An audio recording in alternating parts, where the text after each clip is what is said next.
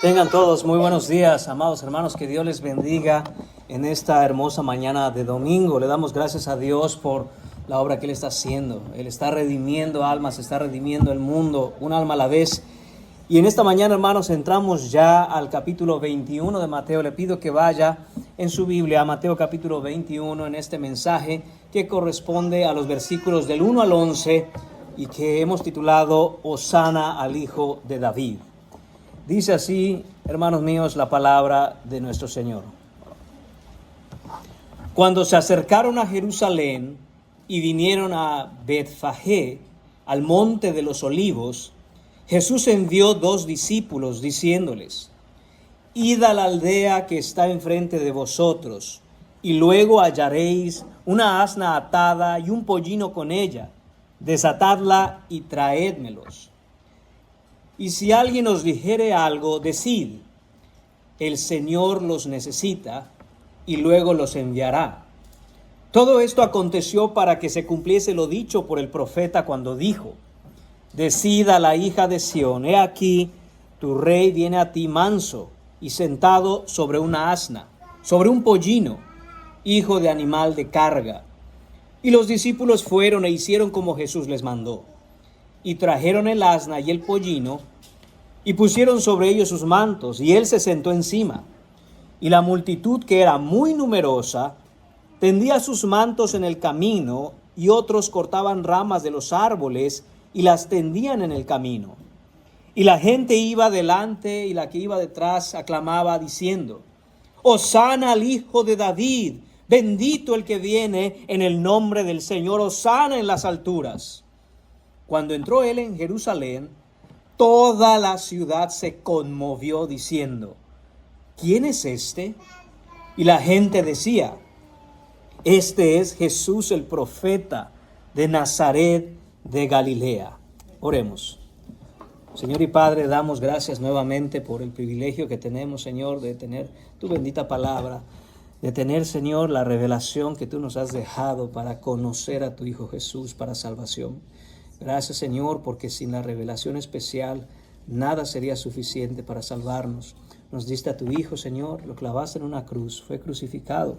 Señor, murió y resucitó con poder al tercer día, para que todo aquel que en él crea no se pierda, mas tenga vida eterna, Señor. Él volverá y volverá, Señor, con poder y gloria. Señor, te pedimos en esta mañana que todos tengamos los ojos para ver la verdad acerca de tu Hijo, de conocer verdaderamente quién es tu Hijo Jesús, su obra, la que vino, y que nuestros corazones, Señor, puedan depender plenamente en su obra para salvación. Te lo pedimos, Señor, en el nombre de tu Hijo Jesús. Amén. Pueden tomar asiento, amados hermanos.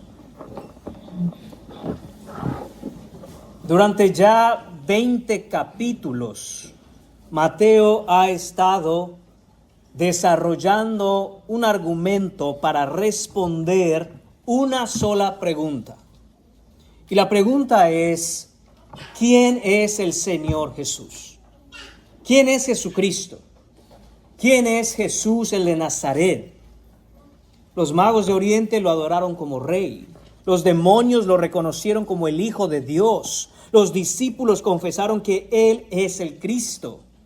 El Padre habló desde el cielo y declaró: este es mi Hijo amado en quien tengo complacencia. Y ahora, finalmente, hermanos, llegamos a este pasaje conocido como la entrada triunfal a Jerusalén. El momento hacia el cual todo el Evangelio de Mateo ha estado avanzando.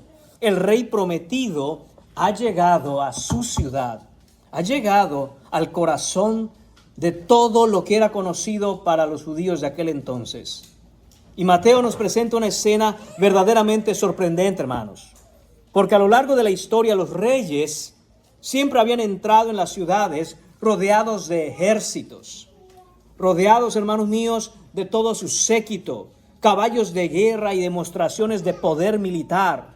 Los conquistadores llegaban para exhibir su poder, su fuerza, su importancia. Los emperadores entraban, hermanos, para imponer su dominio. Pero cuando el Rey de Reyes entra en Jerusalén, hermanos, no viene montado sobre un caballo de guerra, sino sobre un humilde pollino de asna, sobre un burrito, como decimos. No porque carezca de poder, hermanos, no nos confundamos, no es esa la razón, sino porque está revelando qué clase de rey es este rey, el Señor Jesucristo. El mismo que habló y creó el universo, hermanos, es este rey que monta en un burro. El mismo que gobierna las galaxias por el poder de su palabra. El mismo ante quien un día se doblará toda rodilla y toda lengua confesará que Él es el Señor. Él entra en Jerusalén con humildad, con mansedumbre y con un propósito bien claro. Aquí encontramos, hermano, una de las paradojas más gloriosas de toda la Escritura. El rey más poderoso que ha existido es también el rey más humilde que ha conocido este planeta. Y mientras entra en la ciudad, Mateo nos dice que toda la ciudad de Jerusalén se conmovió. Pero desde el centro de las multitudes en esa ciudad, hermanos, clama una pregunta. ¿Quién es este? Dice el versículo 10. Esa no es solamente la pregunta de Jerusalén ese día, hermanos. Es la pregunta de todo el Evangelio de Mateo. ¿Quién es este Jesús? Es la pregunta, de hecho, de toda la Biblia. ¿Quién es Jesús? Es la pregunta que determina, hermanos, el destino eterno de cada ser humano. Porque nadie puede permanecer neutral ante el Señor Jesús. La respuesta que tú des a la pregunta, ¿quién es Jesús?, es la línea divisoria entre llegar al cielo o ser condenado en el infierno para siempre. Porque, hermanos míos, a Jesús o lo coronas o lo crucificas. O te rindes ante Él o te rebelas contra Él. O estás con Él o estás en su contra. No hay una tercera opción. Mateo capítulo 21 nos confronta con una verdad que es inescapable. El rey ha llegado. Aquel rey prometido desde la eternidad ha llegado. Y ahora cada corazón debe responder esta pregunta. ¿Quién es este? ¿Quién es Jesús? Desde ya, hermano, pon esto en tu corazón y amigo que te encuentres aquí en esta mañana, responde esta pregunta. ¿Quién es Jesús? Vamos a dividir, hermanos, este pasaje en tres encabezados, 3 puntos de enseñanza. Veremos la preparación del rey, versículos 1 al 3. Veremos la profecía del rey, versículos 4 a 7. Y por último, veremos también la proclamación del rey, versículos 8 a 11. Así que, hermanos, sin mayor preámbulo, punto número 1 en esta mañana, la preparación del rey, versículos 1 al 3. Dice el versículo 1, cuando se acercaron a Jerusalén, hermanos míos, marca el principio del fin del ministerio terrenal del Señor Jesucristo. El Evangelio de Mateo desde el capítulo 16 ha estado marcado por una sombra creciente. ¿Y cuál es esa sombra? La cruz del Calvario. El Señor Jesús lo anunció 3 veces con toda claridad. Mateo capítulo 16, versículo 21, capítulo 17, versículos 22 y 23, capítulo 20, versículos 17 a 19. Y ahora, hermanos, a partir de este capítulo 21, Mateo le va a dedicar los 7 capítulos restantes de su evangelio a contarnos lo que ocurrió en esa semana histórica que cambió el mundo entero. El momento ha llegado. Hermanos, podemos ver inmediatamente la importancia que le da Mateo a estos 7 días en los que Jesús viene a consumar su obra. 7 capítulos del total de 28. Eso es un cuarto, hermanos míos, de todo su evangelio. Quiere decir que 20 capítulos los dedicó Mateo para hablarnos lo que ocurrió en aproximadamente 3 años. Y 7 capítulos para decirnos qué ocurrió en 7 días. Dice el versículo que vinieron a Betfagé, al monte de los olivos. Y no es una coincidencia geográfica en el mapa, hermanos, que el Señor Jesús entre por Betfagé y llegue al monte de los olivos. Zacarías capítulo 14, versículo 4, ya nos hablaba, ya hace una asociación del monte de los olivos con la llegada del Rey de Gloria, el Mesías prometido.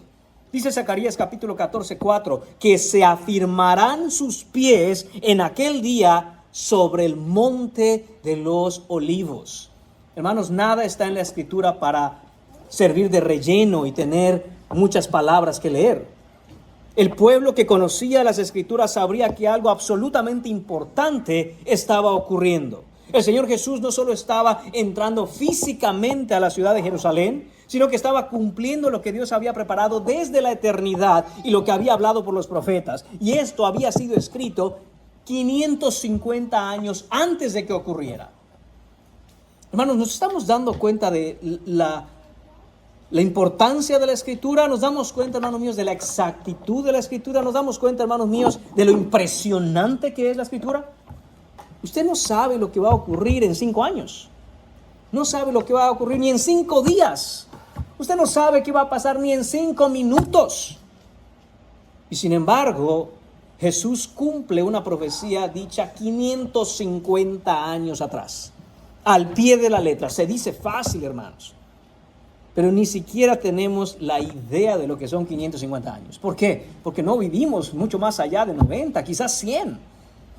Y eso ya es decir mucho. No digamos ahora 550 años. Medio milenio atrás, el Señor había hablado estas palabras. Cada paso era un paso de obediencia en cumplimiento a la profecía que el Señor, el Padre, había dado a sus profetas. Cada movimiento era la ejecución del plan divino. Nada aquí es por casualidad.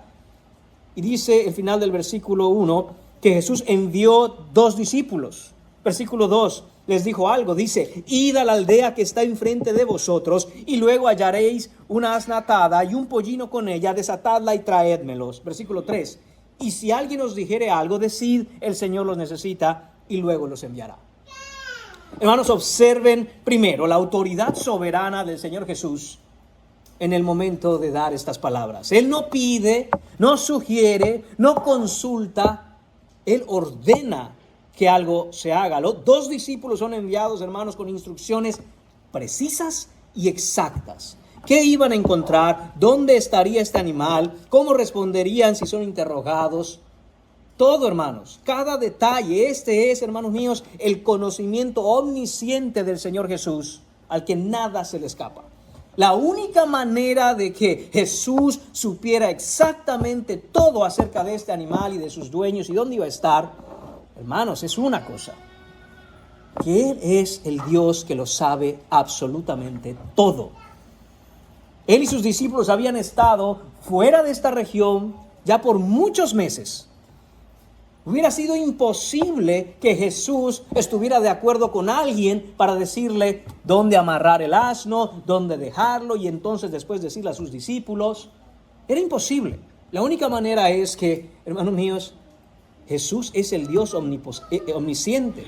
No solo es omnipotente, no solo tiene todo el poder, tiene todo el conocimiento. Sabe absolutamente todas las cosas.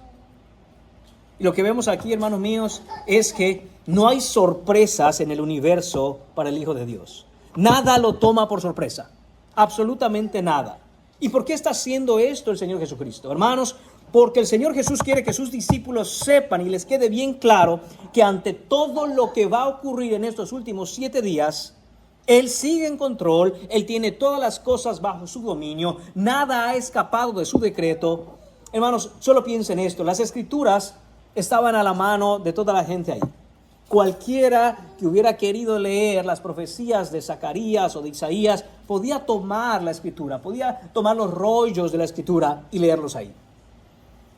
¿Y qué pasa si Jesús fuera un impostor y al leer ahí en los rollos de la Escritura cómo entraría el Mesías?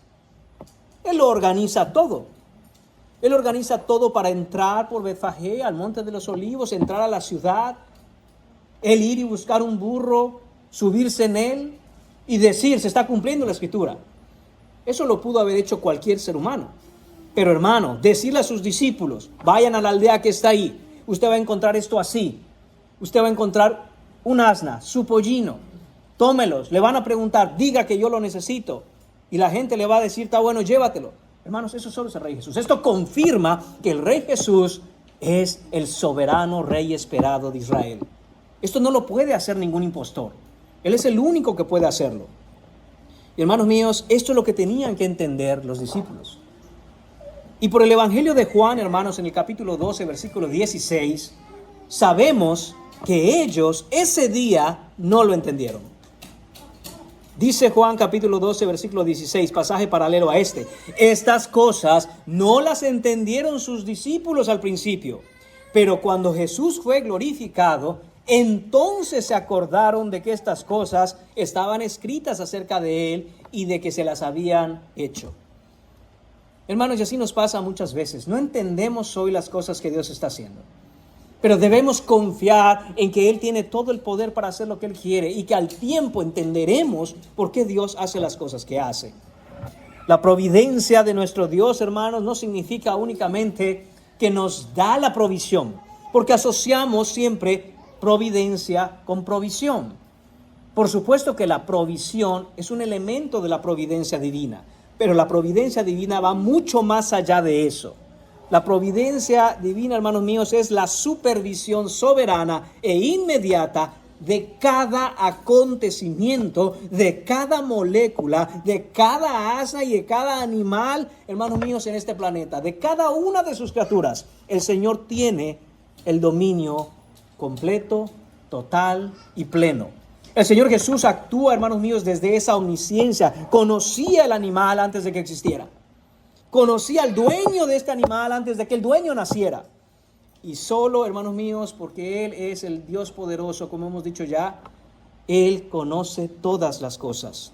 Toda la creación, hermanos míos, existe para servir a los propósitos de Dios. Eso es lo que tenemos que ver aquí. Todo existe para los propósitos eternos del Rey de Gloria. Jesús ordena que le traigan el asna, que le traigan el pollino, y no pide permiso. Porque los animales, los dueños, el camino, la ciudad, la historia entera del mundo están bajo su autoridad. Él no es neutral y nada, por lo tanto, es neutral en su creación. Todo le pertenece al Rey. Así que lo primero que Mateo quiere que observemos también, hermanos, es que el Señor Jesús es el dueño de todas las cosas y controla absolutamente cada detalle de los acontecimientos de su creación. Nada ocurre accidentalmente, nada toma por sorpresa al Rey. Por lo tanto, hermanos, empecemos a conectar lo que está sucediendo. Por lo tanto, la cruz no fue un accidente de la historia. La cruz, hermanos míos, fue el decreto eterno de Dios ejecutado por su Hijo, el Rey soberano. Y cada acontecimiento de la historia humana, hermanos, es así porque Dios es quien está determinando el curso de los acontecimientos para preparar el escenario en el cual volverá el Señor Jesucristo con poder y gloria. Muchos ven, hermanos míos, al Señor Jesús como una víctima. Pobre hombre, pobre Jesús.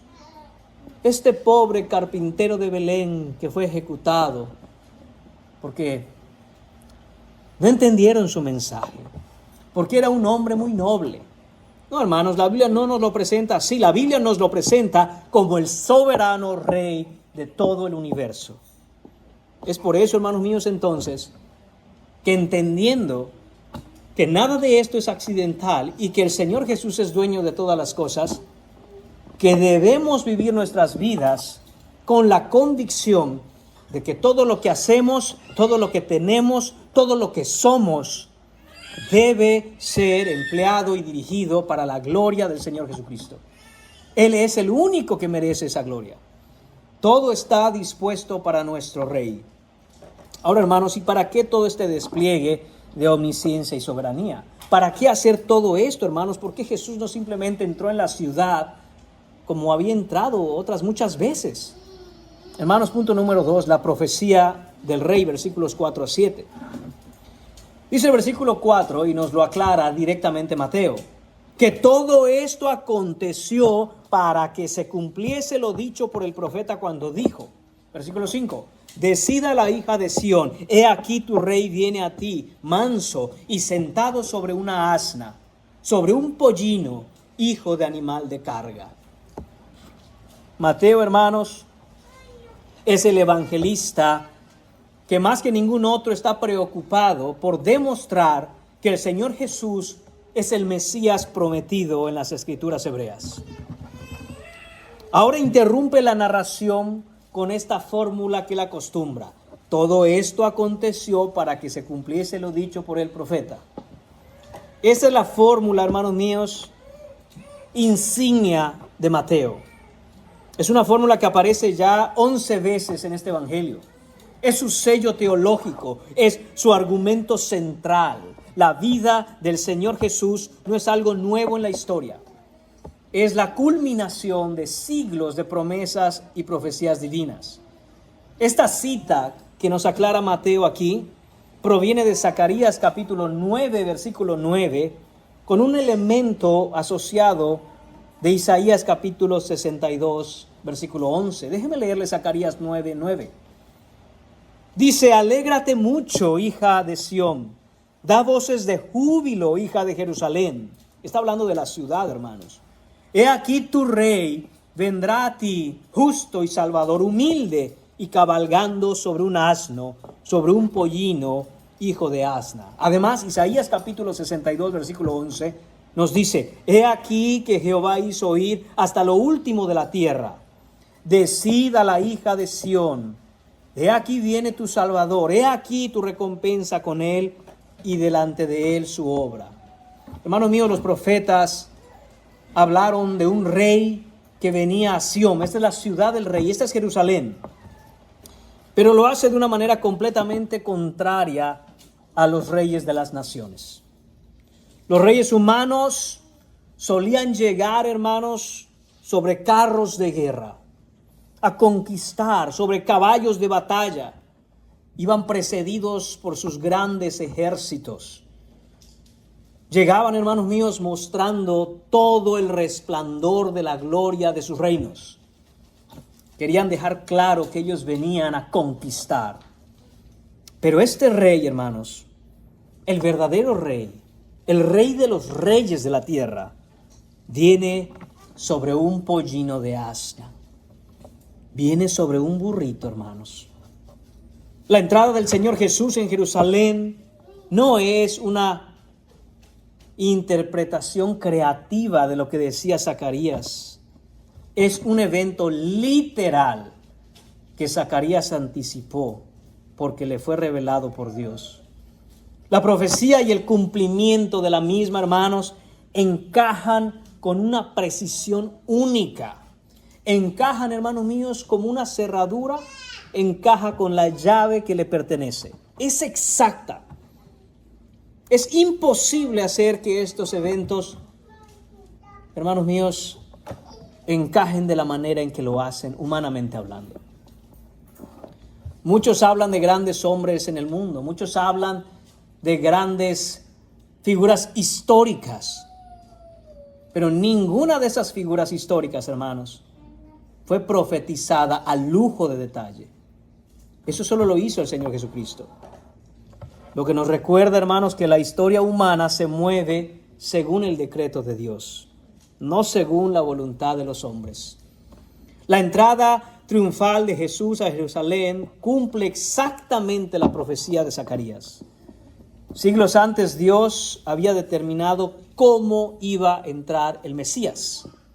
Los hombres, hermanos, creen estar actuando libremente, pero no saben que Dios está ejecutando su plan eterno, aún en medio de la voluntad de ellos. Los hombres, hermanos míos, hacen de acuerdo a sus propias concupiscencias, pero Dios obra incluso en medio de todo lo que los hombres deciden hacer. Por lo tanto, hermanos, el cristiano no debe interpretar los acontecimientos por las apariencias inmediatas. Debemos siempre, hermanos, poner los ojos en la soberanía exhaustiva de Dios. Debemos poner los ojos, hermanos, en lo que el Señor está haciendo más allá de nuestras circunstancias. Debemos poner los ojos, hermanos míos, en las promesas que Dios ha dado. Todo lo que Él ha prometido lo cumplirá y no faltará absolutamente nada. Dice el versículo 5 que este rey, el rey de gloria, entra en este asno, hermanos, entra en este burrito y entra manso y sentado sobre un asna, dice el versículo 5. Esa palabra traducida como manso es la misma palabra que usó el Señor Jesucristo cuando dijo en este mismo evangelio, Mateo 11, versículo 29, aprended de mí que soy manso y humilde de corazón. También lo utilizó en las bienaventuranzas, en el capítulo 5, versículo 5, cuando dijo, bienaventurados los mansos, porque ellos recibirán la tierra por heredad. Y la palabra, hermanos míos, de ninguna manera significa debilidad. Confundimos mansedumbre, confundimos a una persona mansa con ser una persona débil, pero no debe ser así. Aquí Jesús nos muestra su mansedumbre. Él es verdaderamente manso, hermanos, pero la mansedumbre, este ser manso de nuestro Señor Jesús, es en realidad la fortaleza soberana que no necesita demostrar que es poderosa.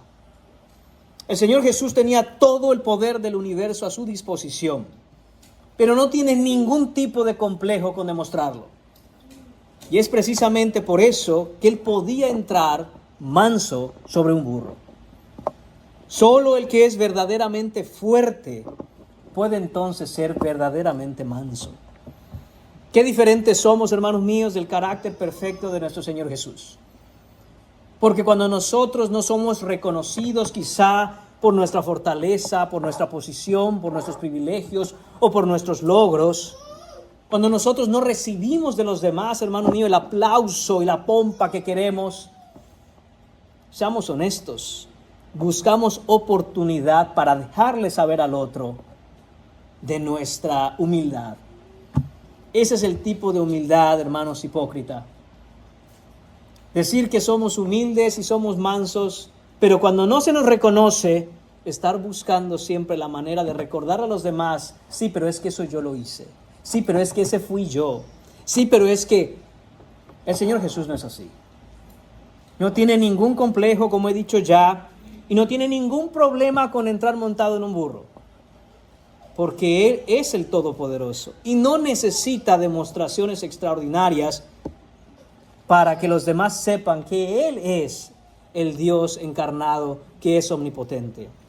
Él está en obediencia cumpliendo, recuerdo y repito, las profecías que fueron dichas acerca de Él. El motor que mueve el corazón de Jesucristo, de donde emana todo su poder, está en la obediencia a su Padre. ¿Quieres tú, hermano mío, hermana mía, ser fuerte en el Espíritu? ¿Tener fortaleza en el Espíritu?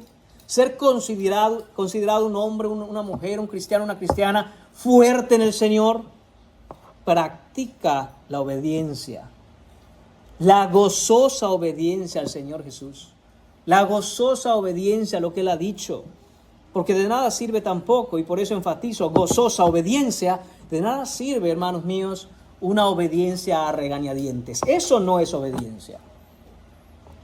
Recuerde que la obediencia tiene algunas características, 3 de ellas muy importantes son obedecer completamente, obedecer inmediatamente y obedecer con buena actitud.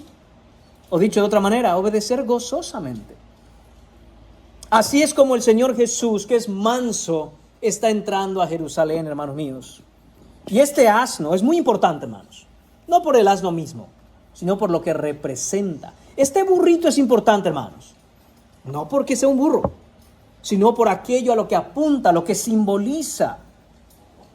Específicamente el pollino sobre el que aún no había montado nadie, nos dice Marcos capítulo 11, versículo 2, era el animal de los reyes en tiempo de paz en el mundo antiguo. No entró en un caballo, hermanos. Entró en un burro, porque el caballo era el animal símbolo de la guerra. El burro era el animal símbolo de un rey que viene en paz. Lo que nos habla, hermanos míos, de que el Señor Jesús no llega como un conquistador militar, llega como el rey de paz. Esto es lo que nos dice también la carta a los Hebreos. Él es el rey de paz. Y esto es lo que nos cuesta entender, hermanos. Nos cuesta entender que nuestro Dios encarnó, el Rey de Gloria, el Rey del universo, vino, se hizo un hombre y ha entrado en su ciudad para declarar su señorío, pero que este anuncio, esta entrada triunfal, nos dice y apunta a la manera en que este Rey ha venido para con un mundo pecador y rebelde como lo somos nosotros. Él vino en paz. ¿Y por qué digo que esto es muy importante? ¿Y por qué digo, hermanos míos, que nos cuesta entender esto? Porque muchos, aún los que se dicen cristianos, viven sus vidas sin entender, sin tener la convicción de que nuestro Rey ha venido a este mundo montado en un burro, porque eso significa que ha venido en paz. Ha venido en paz, hermano. Y esto debe causarnos gozo. Ver a nuestro Jesús entrar en este pasaje hace 2000 años a Jerusalén en un burro debe causar en nuestro corazón gozo. No vino a ejercer justicia sin misericordia. Vino, hermano mío, a reconciliar al hombre con Dios. Este burro que está entrando, cargando a nuestro Señor, apunta, nos dice, nos señala, grita a toda voz: tu Rey ha venido en paz. ¿Por qué entonces, hermano mío, hermana mía, el conflicto en tu corazón? ¿Por qué entonces, hermano mío, hermana mía, la tristeza en tu alma? ¿Por qué te abates dentro de ti? ¿Por qué no has entendido acerca de tu Rey? Que no vino a condenarte, sino a salvarte. Que no ha venido a perder las almas de los hombres, sino a redimirlas. Que este Jesús, el de Nazaret, el Rey de Gloria, viene en un burro. Si no has entendido lo que este burro significa, es por eso que sigues viviendo tu vida con temor, con ansiedad, con tristeza, con frustración, sin esperanza, porque crees que tu vida depende, tu vida cristiana depende de cómo tú puedas vivir esa vida cristiana en perfección a lo que la ley manda o dice. Pero no es así como vino nuestro Señor Jesús. Vino precisamente a salvar a aquellos que por naturaleza no pueden vivir los estándares de la vida cristiana. Oh, es muy difícil vivir la vida cristiana, hermano. No es difícil, no es nada difícil. Es imposible vivir la vida cristiana. Es imposible para un hombre no regenerado, para una persona sin el Espíritu de Dios, para una persona que no ha nacido de nuevo, para una persona sin el poder de la sangre que lo salvó, la sangre del Señor Jesucristo. Es imposible vivir la vida cristiana. Pero aquellos que han sido redimidos por la obra de Jesús deben entender, cultivar y crecer en la convicción de que tu Rey ha venido en paz. Pero no te confundas, no vino a traerte una paz circunstancial, no vino a traerte una paz superficial, no vino a traerte una paz en lo exterior, porque en este mundo tendremos aflicción. Ha venido a traer una paz en el corazón, en el alma, una paz que proviene del hecho de que has entendido que antes eras enemigo de Dios, pero ahora por su obra expiatoria nos ha reconciliado con Dios para siempre, que ya no somos enemigos de Dios. Esa es la paz, hermanos míos, que sobrepasa todo entendimiento. Porque la Biblia nos instruye, nos dice y nos señala que esa paz rebasa y sobrepasa todo entendimiento, hermanos, porque no podemos entender cómo es posible que hombres y mujeres pecadores como somos podamos estar en paz con un Dios santo como Él es. Y solo puede ser por una cosa, porque un día ese Rey vino a cumplir la profecía dada por el Padre a través de los profetas y entró en la ciudad de Jerusalén, su ciudad, montado en un burro. Recuerda al burro, hermano. Recuerda al burro, hermana. En esos momentos en donde te sientes desamparado, en donde te sientes un fracaso en la vida cristiana, en donde te sientes que has tropezado y caído y has defraudado a tu Rey, recuerda que vino montado en un burro y que eso significa que Él ha venido para traer paz, para traer reconciliación con Dios, para que podamos estar de nuevo en una comunión con nuestro Padre, quien es nuestro Creador, y por adopción, por la obra de Jesús, ahora somos hechos sus hijos. El verdadero Rey, hermanos míos, es un Rey de paz y viene a establecer su reino con el fundamento de su sacrificio, no por medio de la espada. Él no vino a conquistar como los reyes conquistaban. Vino a hacer una conquista que, hermanos míos, este mundo no conoce, pero que es real. Esto nos habla, hermanos míos, de que el Señor Jesús no llega para destruir a sus enemigos. Él llega para perdonar a sus enemigos. Este es el rey que tenemos. El verdadero rey conquista mediante la humildad antes que mediante la fuerza. El rey del universo rehúsa esos símbolos de poder que el mundo admira. Aquí vemos una inversión radical y total de los valores humanos. Dios ha venido a conquistar mediante una cruz, no mediante una espada, porque solo la cruz trae verdadera paz. ¿Tienes la cruz en el corazón, hermano? ¿Cómo estás viviendo tu vida a la luz de que Jesús murió en la cruz del Calvario para reconciliarte con Dios? Deja de vivir como si estuvieras enemistado con Dios todavía. Si tú te dices cristiano, si tú te dices cristiana, si tú te dices creer en Dios, si tú te dices creer en Jesús, si tú te dices ser un hombre de Dios, una mujer de Dios, deja de vivir como si estuvieras enemistado con Él. ¿Y a qué me refiero? Mira tu vida. ¿Se puede decir que eres amigo de Dios, hijo de Dios, siervo de Dios, un alma de Dios? O más bien, cuando miras tu vida, más parece que estás enemistado con Él. Nunca hablas con Él. Nunca estás en casa de Él. Nunca estás entre el pueblo que es de Él. Hay muchas cosas que hacer y más bien parece que estás enemistado. Probablemente aún no has sido reconciliado con Dios. Y este es el llamado para todos aquellos que estando aquí analizan su vida y se dan cuenta que sus labios dicen una cosa, pero cuando miran el corazón, ahí no hay ninguna cruz. Solo aquel que ha venido verdaderamente a creer el Evangelio y ha sido reconciliado con Él, entonces vive una vida que claramente demuestra que ya no hay enemistad, que hay una comunión. Sí sabe que es comunión, ¿verdad? Una unión común, está unido a, no está separado. Y eso va mucho más allá, hermano, simplemente de mencionarlo aquí y allá al momento de comer. Va mucho más allá de simplemente mencionar el nombre del Señor o de Jesús o decir Dios aquí, Dios allá en algún momento de la vida. Esto tiene que ver más bien con el hecho de que hemos sido unidos al Señor Jesucristo por su obra. Y si estamos unidos a Él, donde Él vaya yo voy, lo que Él haga yo hago, lo que Él diga yo repito, lo que mande yo obedezco. Y todo, hermanos míos, en una gozosa obediencia. Porque entiendo que ese rey que entró a traer paz entre ese Dios santo y yo que soy pecador. Eso es lo que trae el verdadero gozo, hermanos. Recordemos entonces, hermanos, que Jesús sabe cómo está entrando a Jerusalén. Sabe por qué tiene que llegar en un pollino, en un burro. Sabe, hermano mío, qué es lo que va a ocurrir.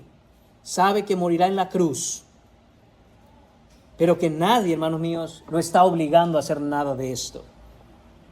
Juan capítulo 10, versículos 17 y 18 dicen lo siguiente, son las palabras de nuestro Señor.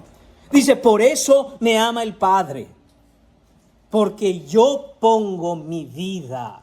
No dice, porque me quitan mi vida. Dice, porque yo pongo mi vida para volverla a tomar. Nadie me la quita, sino que yo de mí mismo la pongo. Porque tengo poder para ponerla y tengo poder para volverla a tomar. Este es el mandamiento que recibí de mi Padre.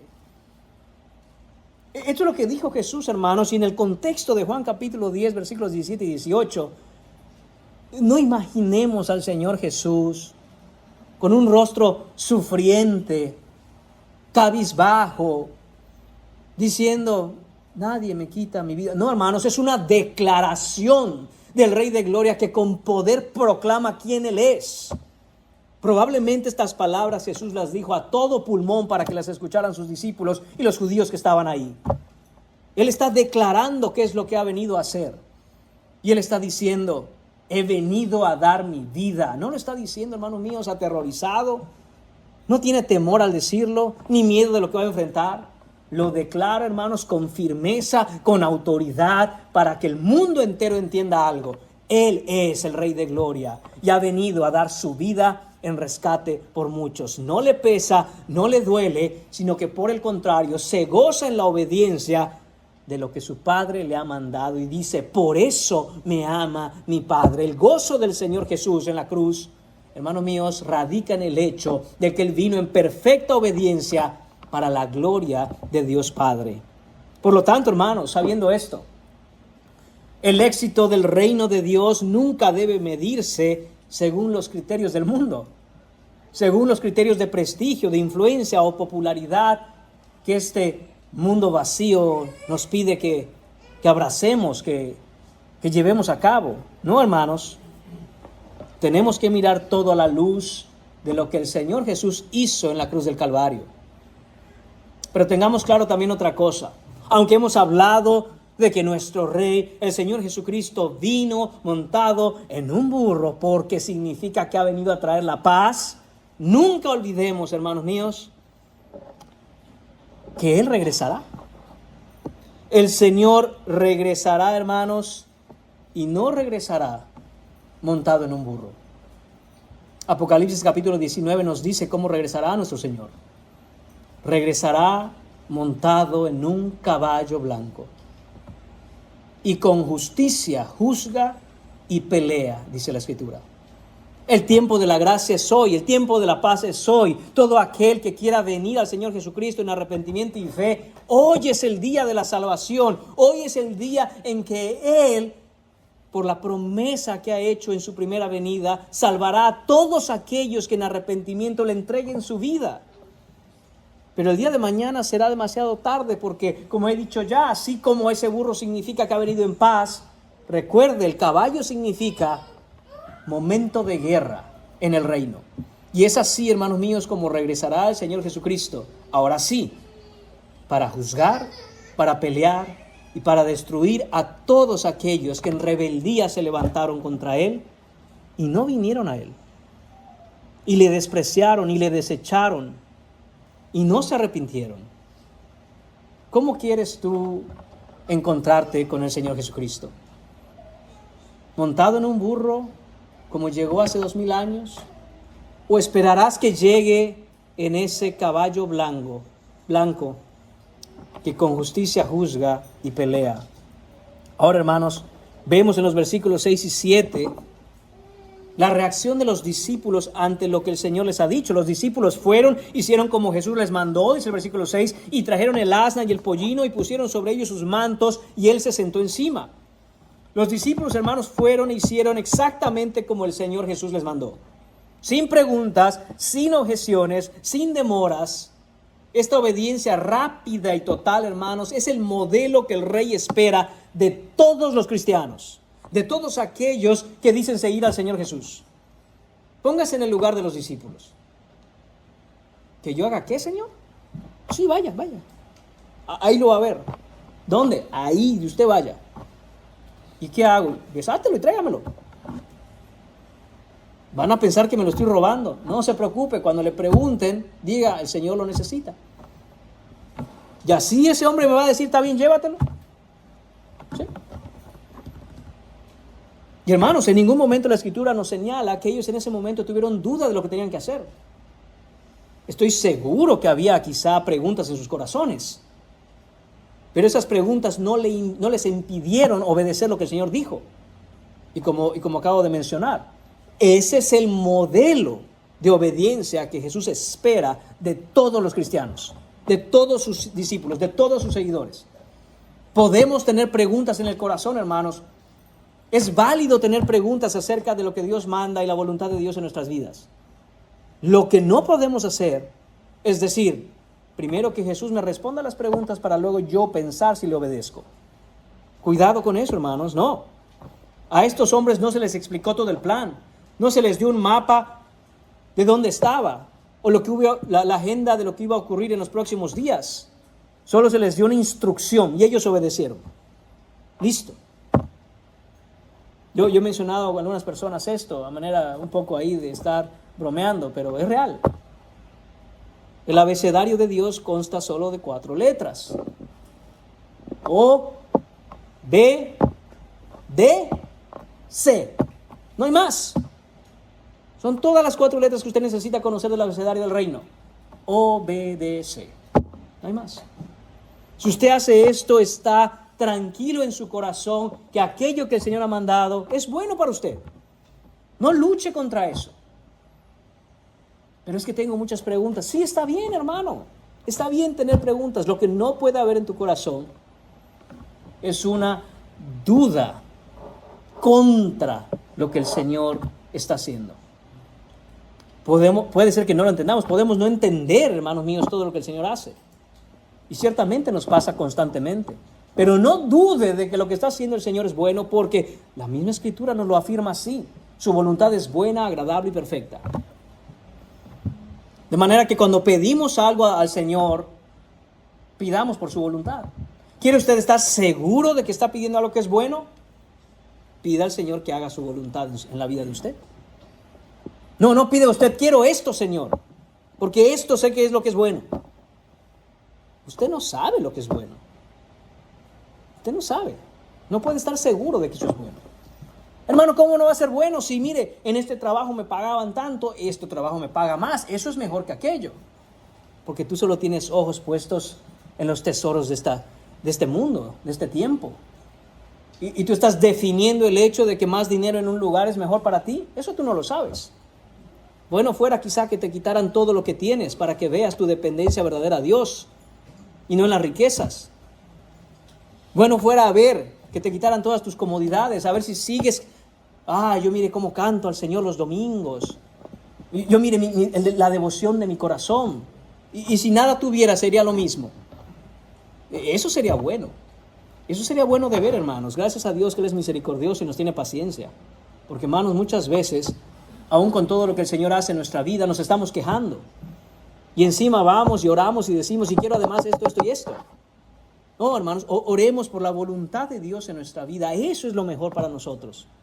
Sea que Él diga sí, sea que Él diga no, sea que Él diga después, lo que Él ha determinado para nosotros es bueno. Hermanos míos, si estos hombres ponen sus mantos sobre el asno, este era un gesto de honor real en aquel tiempo. Es el equivalente, hermanos, de extender una alfombra roja para que el rey pase. Al hacerlo, hermanos, los discípulos estaban, aún sin comprenderlo, proclamando que el que montaba este asno era el rey prometido. Los discípulos, hermanos, no entendieron en ese momento el significado pleno de sus acciones. Solo después ellos verían la realidad. Solo después ellos entenderían, incluso después de la resurrección por el Espíritu Santo, iluminando sus mentes y sus corazones, todo lo que había ocurrido ese día en Jerusalén. Lo que nos lleva, hermanos, al último punto en esta mañana, la proclamación del rey. Versículos 8 a 11. Dicen estos versículos, déjenme leerle del 8 al 11 nuevamente. Y la multitud, que era muy numerosa, hermanos, ¿qué tan numerosa era esta multitud ese día? Hermanos, era una cantidad de gente que probablemente usted jamás ha visto. Era muchísima gente. Miles y miles y miles y miles de personas estaban en Jerusalén ese día. ¿Por qué? Recordemos, están llegando a Jerusalén para la fiesta de la Pascua. Todos los judíos de todas las regiones llegaban a Jerusalén. Se calcula, hermanos míos, que en una Pascua promedio como la Pascua en ese momento, en esta historia, la ciudad podría albergar solo de gente extra, no la que vivía ya en Jerusalén, sino de la que venía, hasta 2 millones de personas. ¿Y cómo sabemos esto? Bueno, hermanos, porque los sacerdotes llevaban un censo de los corderos que se sacrificaban, y cada cordero correspondía en promedio a cierto número de personas en una familia. De ahí es que, hermanos, registros extrabíblicos como los escritos de Flavio Josefo nos dejan saber que ese día en la ciudad podía haber llegado hasta 2 millones de personas. Si yo le pongo un montón de gente, hermanos, y le digo, calcule cuánta gente hay aquí, muy probablemente lo calcule mal. Así que no tiene una idea de lo que es ver casi 2 millones de personas en un lugar. Es muchísima gente. Es muchísima gente. Muchísima. ¿Sabe cuánta gente, toda la gente que vive en nuestra ciudad aquí en Lake Charles, cuánta gente cree que vive aquí? Aproximadamente 80,000 personas. Toda la ciudad de Lake Charles, 80,000 personas, aproximadamente. Ni 100,000. Póngale 100,000 para cerrar.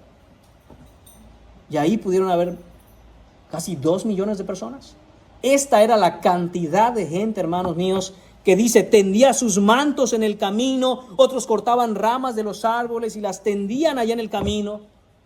Dice el versículo 9, y la gente que iba adelante y la que iba detrás aclamaba diciendo, o sea que está entrando Jesús y hay un mundo de gente delante de él y otro mundo de gente detrás de él, y todos clamaban y decían, Hosana al Hijo de David, bendito el que viene en el nombre del Señor, Hosana en las alturas. Lo que ocurre aquí, hermanos, es una escena de coronación. Es lo que está ocurriendo. El pueblo estaba actuando conforme al protocolo real del Antiguo Testamento. Tendían sus mantos en el camino. Es exactamente la misma manera en que fue proclamado Jehú, y lo podemos leer en la segunda carta a los Reyes, capítulo 9, versículo 13. Ellos cortaban las ramas de los árboles y las ponían como si fuera una alfombra para que el rey cruzara. Esto, hermanos míos, no es un entusiasmo ordinario. Esto es algo especial. Esta es la declaración de aquel que viene para imponer un reinado. Y el grito que lanzaban era inconfundiblemente mesiánico. Hosana al Hijo de David. Usted que es cristiano debe saber muy bien qué significa Hosana. Si yo le pido, levante la mano aquí los cristianos, y la levanta, yo le pregunto qué es Hosana, yo sé que se puede parar y decir, Hosana significa así, así, así, así, ¿no es cierto? Tal vez no. Así que le voy a decir. Hosana, hermano mío, significa literalmente, sálvanos ahora, te rogamos. Eso es lo que significa literalmente. Viene del Salmo 118, versículos 25 y 26. Era el gran himno de liberación nacional que se cantaba en las fiestas y la Pascua.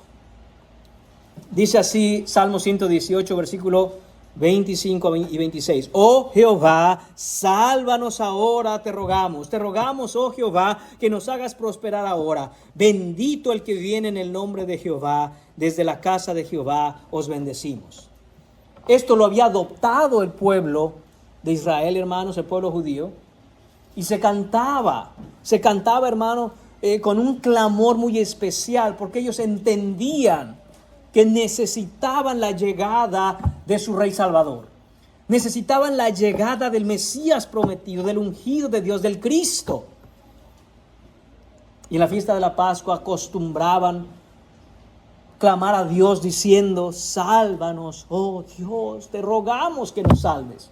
Cuando miran a Jesús entrar sobre ese burro, cuando empiezan a conectar los puntos y ver cómo Jesús está cumpliendo al pie de la letra las profecías del Antiguo Testamento, lo miran y dicen, ese es el Rey prometido. Y empiezan no a hacer un clamor en abstracto, hermanos, no a hacer un clamor general al Dios del universo en algún lugar donde Él esté. Ellos miraban a Jesús y dirigían a Jesús de Nazaret estas palabras. Le rogaban a ese hombre en el burro, sálvanos, por favor, te rogamos. Esto es lo que está pasando en el pasaje, hermanos. Este es el reconocimiento de que el Señor Jesús es el heredero legítimo del trono de David. Es Él, dijeron. Es este el Rey. Este es el Mesías. Este es el Cristo. Este es aquel al que hemos estado esperando por tanto tiempo. Por fin está entrando cumpliendo las profecías a nuestra ciudad, a Jerusalén. Por fin llegó el Salvador. Así entró el Señor Jesús, hermano, en tu corazón. Así es como entró el Señor a salvarte de tus pecados. Entonces, ¿dónde está tu gozo? Entonces, ¿dónde está Hosana al Hijo de David?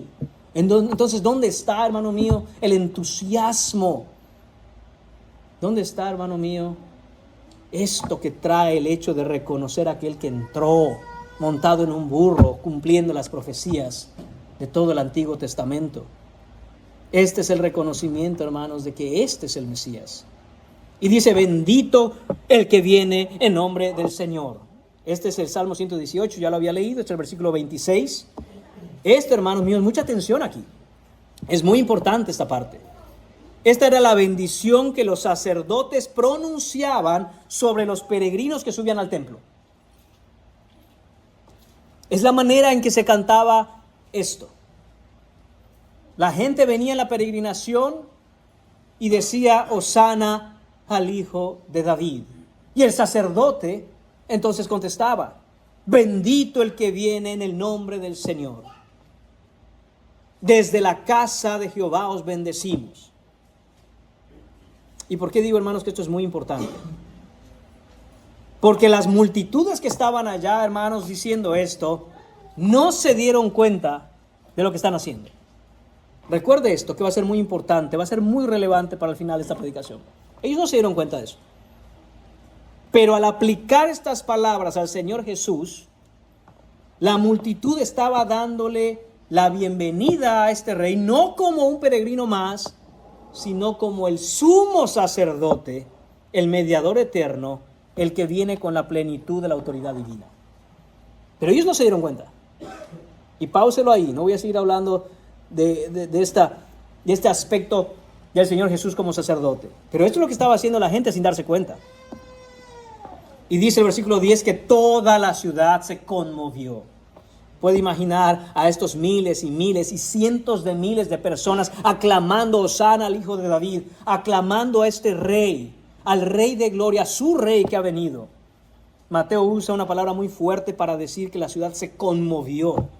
Esta es la palabra eseiste, que literalmente significa fue sacudida desde sus cimientos. Es la misma palabra que se utiliza en español para la palabra sismo o terremoto. Mateo usará esta misma palabra para describir el terremoto en la crucifixión y también el terremoto en la resurrección. La entrada del rey entonces anticipa el estremecimiento cósmico, hermanos míos, de este planeta. Su obra redentora y su victoria sobre la muerte sacudieron los cimientos del mundo. Toda Jerusalén fue sacudida con un gran temblor. Es lo que quiere decirnos Mateo cuando escribe esto. Claro, no estoy diciendo que hubo un terremoto literalmente. Estoy diciendo que la ciudad, por su algarabía, por su entusiasmo, gritaba de tal forma, brincaba y quería aclamar al Rey de Gloria que entraba. Tan fuerte que dice Mateo que la ciudad temblaba, como si hubiera un temblor. La entrada del rey no pasa inadvertida, hermanos, no puede ser inadvertida. Cuando el rey soberano, el rey, el Dios del cosmos, entra en la historia humana de una manera tan explícita, el mundo tiembla. Con todo este montón de gente ahí, con todo este montón de gente, hermanos, clamando por ese rey, por el Rey de Gloria que estaba entrando, si Jesús hubiera decidido en ese instante dar la orden para sacar al gobierno romano de donde estaba y proclamarse él como rey, lo hubiera logrado sin mucho esfuerzo. La gente estaba loca por él. La gente estaba enloquecida viendo a su rey. Y con aproximadamente 2 millones de personas hubieran tomado a César, le hubieran sacado como si nada. Nada hubieran podido hacer esos centuriones romanos ese día ante tanta gente, por cuestión de matemática pura. No iban a poder contener 2 millones de personas. Sin embargo, el Señor Jesús no hizo nada de eso. No hizo absolutamente nada de eso. Esta gente, hermanos míos, sin embargo, apenas unos días después, esa misma gente, ese montón de personas ahí, gritaría, crucifícale. ¿Por qué, hermanos? Porque esta gente, ese domingo que es conocido como el Domingo de Ramos, clamaba a su rey y apenas 5 días después, un viernes, gritaba crucifícale. ¿Por qué? ¿Qué cambió en esos días? ¿Qué sucedió? ¿Qué pasó para que esta gente que clamaba Hosana al hijo de David de pronto estuviera días después gritando, crucifícale, crucifícale? ¿Qué cambió cuando dijeron, hey, aquí tienen a este asesino, ladrón y perverso llamado Barrabás? Y aquí tienen a Jesús, su Mesías, su rey, ¿a quién libero? A Barrabás, decía la gente. ¿Y qué hago con Jesús? ¡Crucifícale! Pilato les dijo, ¿a su rey crucificaré? Pilato sabía lo que había acontecido días antes. Por eso les dice, a su rey, aquel que clamaron el domingo, ¿a su rey crucificaré? Sí, dijeron ellos. No tenemos más rey que César. Eso dijeron los judíos. Ese no es nuestro rey. ¿Por qué, hermanos? Hermanos, porque la gente ahí tenía expectativas equivocadas de quién era este rey. Ellos clamaban al rey verdadero desde un entendimiento de un rey falso e inexistente. Ellos tenían en mente que este rey que estaba entrando iba a sacar a los romanos de ahí y le iba a dar a Jerusalén, al pueblo judío y a Israel la gloria de aquellos días cuando David reinaba. Que les iba a dar el dominio del mundo entero. Y cuando se dan cuenta que este rey no viene a hacer absolutamente nada de eso, sino por el contrario, no vino a destruir a sus enemigos, sino a perdonarlos, se sintieron defraudados, se sintieron molestos, pensaron, este Jesús es un engañador y es un fraude, él no puede ser el Mesías. Eso es lo que pasó en esos días, hermanos. Vieron a Jesús como ese cordero manso, aquel que delante de sus escarnecedores no abrió su boca. Aquel, hermanos míos, que no trajo espada contra los romanos, sino por el contrario, dirigió todo su esfuerzo, toda su atención, el foco de sus reprensiones estaba contra, de hecho, los sacerdotes que solo enseñaban una religión vacía de obras muertas. Contra ellos dirigió Jesús sus más duras palabras y ellos no lo soportaron. Hermanos, esto es lo que pasa aún el día de hoy. Muchos escuchan de un Jesús, el Rey de Gloria, y claman y dicen, amén, el Señor Jesús. Pero tienen en mente a un Jesús muy diferente del que la Escritura nos enseña. Y vienen muy entusiasmados, y vienen buscando de Dios, y hablan de Dios, y dicen Jesús aquí, el Señor allá. Pero en su mente tienen a otro Jesús, que la Escritura no nos presenta como el verdadero.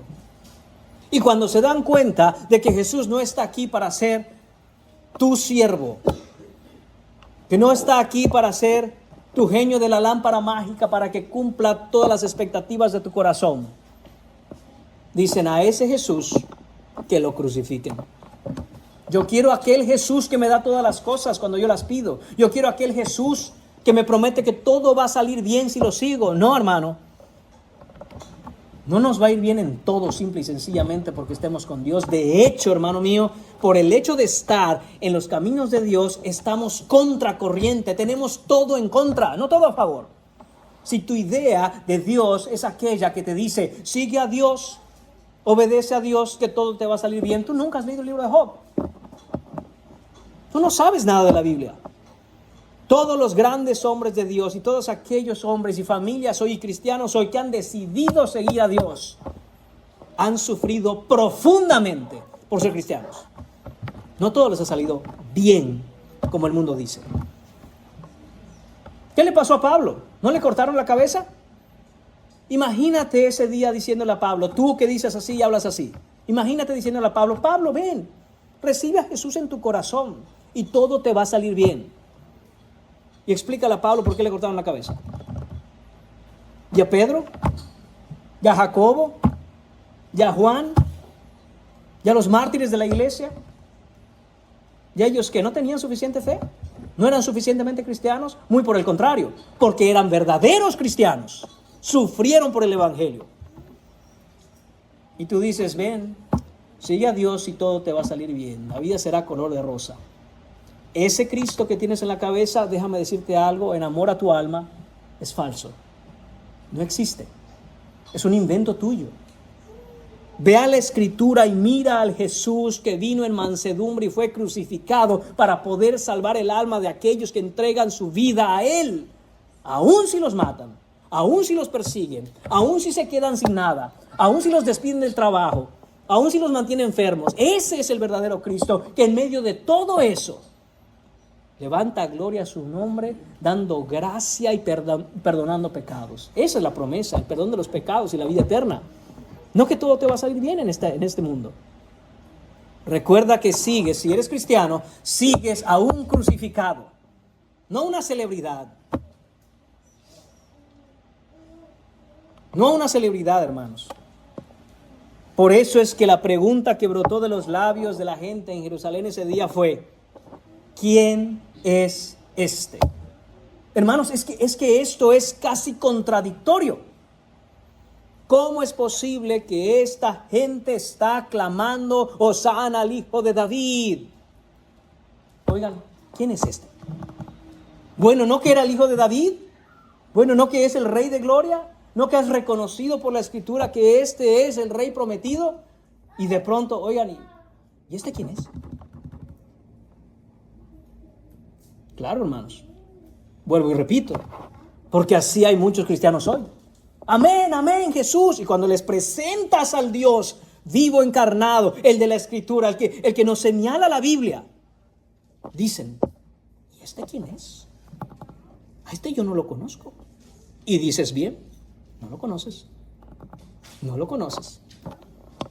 Por eso hay gente, hermanos, y no es hablar de otras iglesias, simple y sencillamente estamos hablando que es la realidad de la iglesia en Occidente, en donde se dice predicar a Cristo, donde se dice que conocen a Cristo, donde se dice que sirven a Cristo, pero llegan a otra iglesia donde se les presenta la Escritura como es, y dicen: ¿quién es este? Este no es el Cristo que yo he conocido toda la vida. ¿Y cómo es el Cristo que has conocido toda la vida?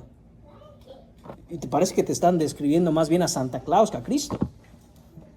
Que si te portas bien, Él te va a dar un bonito regalo. No, hermanos. La única manera de que nosotros seamos receptores de todo lo que Cristo ganó en la cruz por nosotros es por el arrepentimiento y la fe. Arrepiéntete de tus pecados y ven a Cristo. Ven a Cristo. Él tiene salvación. Él está lleno de gracia. Ven hoy a Cristo. Abandona tu vida como la estás viviendo y enfoca todos tus esfuerzos, todo lo que tienes, todo lo que eres, todo lo que haces en servir al reino de Dios. Ese es el verdadero evangelio, hermanos. La pregunta: ¿quién es este que hizo Jerusalén en el año 30, hermanos? Es la misma pregunta que Dios te hace a ti esta mañana. Y no podemos permanecer neutrales ante ella. No puedes permanecer neutral ante esta pregunta. ¿Quién es Jesús realmente? O lo coronas como el rey que es, o lo rechazas como sus enemigos lo rechazaron. Pero no hay una tercera opción. No existe. La respuesta de la multitud es sorprendente, hermanos. La respuesta que la multitud da dice: este es Jesús, el profeta de Nazaret de Galilea. Reconocen al Señor Jesús como profeta, lo cual es verdad. No es un profeta más, es el profeta.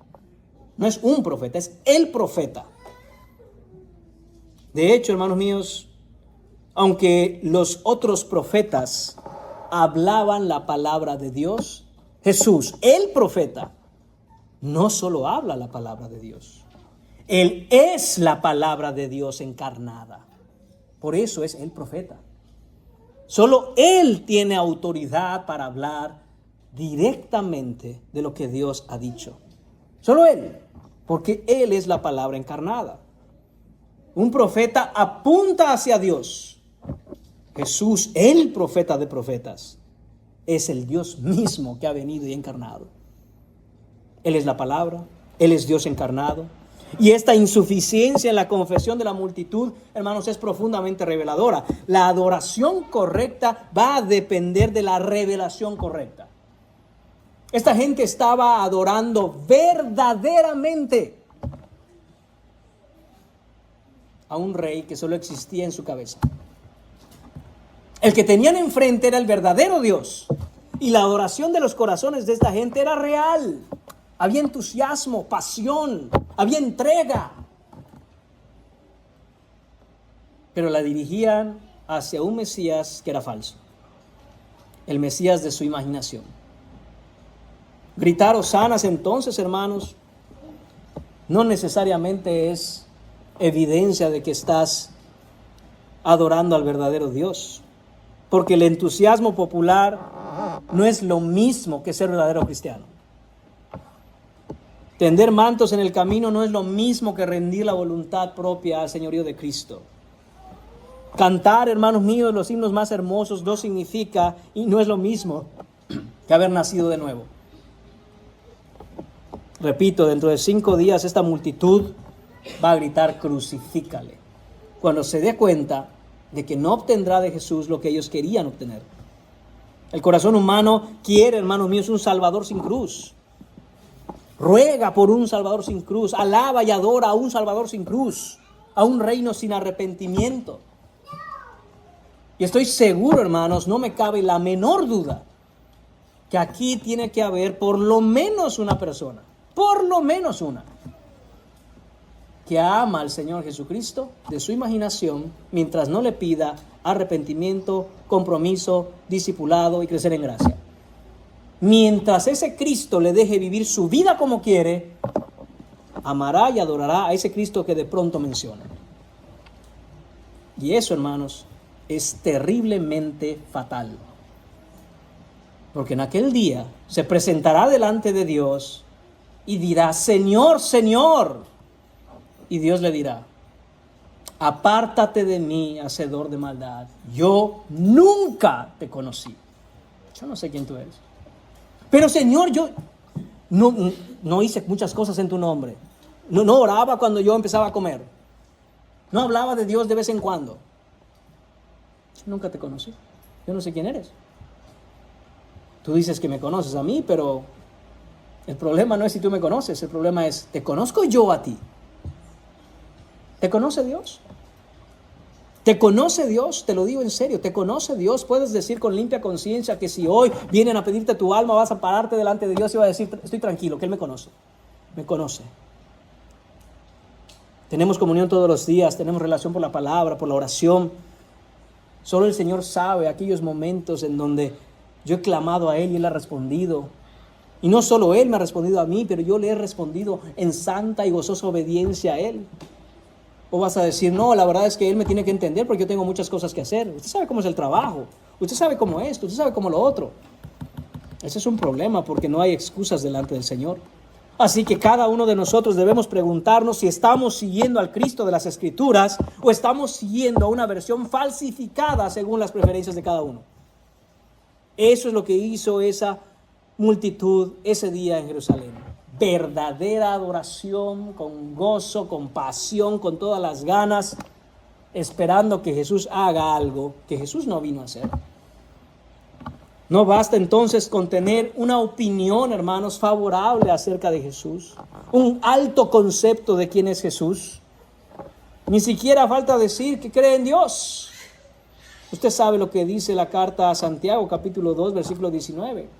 Los demonios creen y tiemblan. Y muchos aquí dicen creer, pero nunca han temblado ante Dios. No saben lo que es eso. Tienen la misma fe que los demonios tienen. ¿Su fe les salvará? Esa fe no puede salvar. Muéstrame tu fe por tus obras. Ese es el punto que hace Santiago. Si no hay una evidencia de salvación, no importa cuánto digas tener fe. Uno sabe, hermano mío, que pueda usted pensar en un foco de mano. ¿Cómo sabe usted que tiene baterías ese foco? Porque cuando lo enciende, ¡boom!, echa luz, ¿verdad? Y si usted lo enciende y no echa luz, ¿cuál es la conclusión? Que no tiene baterías, o ya se acabó, ya se acabó. Pues es lo mismo, hermanos. ¿Dónde está tu luz? Yo puedo saber lo que hay dentro de ti por el hecho de la luz que tú muestras a los demás con tu vida entregada al Señor Jesús. No hay luz, no hay obras, no hay evidencias, no hay santificación, no hay espíritu dentro de ti. Esa es la conclusión lógica. No es difícil de entenderlo. Por eso debemos analizarnos cada uno de nosotros. La pregunta no es ¿qué opinas de Cristo?, sino Sabes quién es por la Escritura. Lo has reconocido como Señor y como Salvador. Has sacudido el Señor los cimientos de tu vida como sacudió los cimientos de Jerusalén ese día. De manera de conclusión, hermanos, y les dije, esto va a tener relevancia al final del sermón. La Biblia nos instruye y dice que el Señor Jesús cumple en su obra redentora con lo que se conoce como el munus triplex. ¿Qué idioma es ese, hermanos? Es latín, hermanos. ¿Qué significa? Los tres oficios de Cristo. Su obra redentora cumple, hermanos míos, la función de rey, de profeta y de sacerdote. Y esos tres oficios que se cumplen en su persona y en su obra están en este pasaje. Es el rey porque lo identificaron como el rey prometido. Es también, hermanos míos, el profeta. La gente decía es el profeta. Claro, él es el profeta de profetas. Pero no identificaron su función como sacerdote. ¿Cuál era la función del sacerdote? Presentar sacrificios delante de Dios. Y aunque ellos gritaban, bienaventurados los que vienen en el nombre del Señor, dirigiéndose a Cristo, no se dieron cuenta que Él también es el sumo sacerdote, el único que puede traer el verdadero sacrificio para el perdón total de los pecados. Y así como Él no es un rey más, es el rey, así como Él no es un profeta más, es el profeta, la palabra de Dios encarnada, el Dios encarnado, Él tampoco es, hermano mío, un sacerdote. Él es el sacerdote, el sumo sacerdote. ¿Por qué es el sumo sacerdote y es diferente de todos? Porque Él no trae un sacrificio con Él. Él es el sacrificio para expiación de nuestros pecados. Y la gente no supo ver eso, no quiso ver eso, no le importó ver eso. ¿Cómo estamos nosotros en ese aspecto? ¿Te das cuenta que Él es el sacrificio perfecto por los pecados?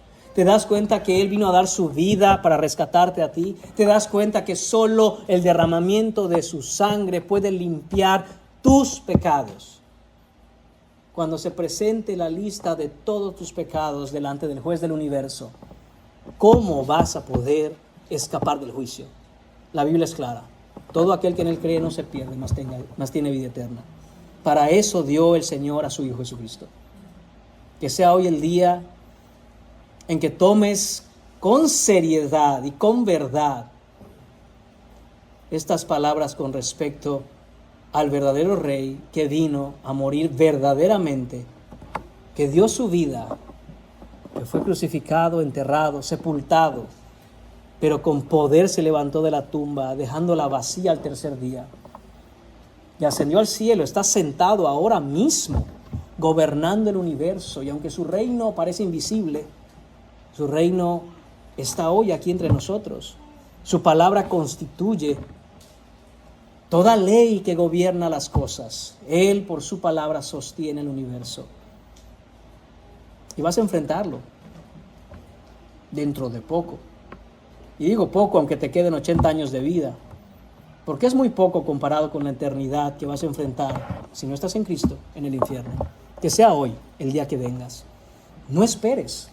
Entrega tu vida a Cristo Jesús hoy en arrepentimiento y fe, que Él es el Rey que vino trayendo paz y reconciliación para todo aquel que se arrepiente. Oremos, hermanos míos. Señor y Padre, gracias damos por tu palabra, por tu verdad. Gracias damos, Señor, por tu obra. Y gracias, Señor, porque nos mandaste a tu Hijo Jesús, montado en un burro, Señor. Lo mandaste para traer la paz. Señor, que seamos prontos para buscar a ese Rey de paz. Ese Rey que vino a reconciliar a los enemigos de Dios consigo mismo. Padre, gracias te damos porque no merecíamos ni merecemos a tu Hijo Jesús. Y aún nos lo diste, Señor, para que todo aquel que en Él crea no se pierda y tenga vida eterna. Gracias, Señor. En el nombre de Jesús oramos todas estas cosas. Amén.